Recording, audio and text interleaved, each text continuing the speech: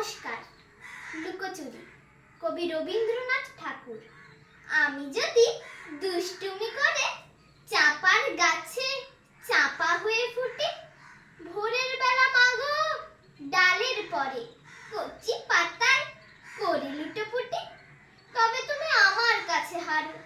তখন কি মা চিনতে আমায় পারো? তুমি ডাকো, খোকা কোথায় রে? আমি শুধু হাসি চুপটি করে। যখন তুমি থাকবে যে কাজ নিয়ে, সবই আমি দেখবো নয়ন মেলে। স্নানটি করে চাপার তলা দিয়ে আসবে তুমি পিঠেতে চুল ফেলে। এখান দিয়ে পূজোর ঘরে যাবে, দূরের থেকে ফুলের গন্ধ পাবে। তখন তুমি বুঝতে পারবে না সে তোমার খোকার গায়ের গন্ধ আসে।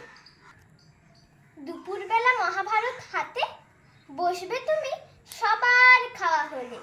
গাছের ছায়া ঘরের জানালাতে পড়বে এসে তোমার পিঠে কোলে। আমি আমার ছোট্ট ছায়াখানি দোলাবো তোর বইয়ের পরে আনি। তখন তুমি বুঝতে পারবে না সে তোমার চোখে খোকার ছায়া ভাসে।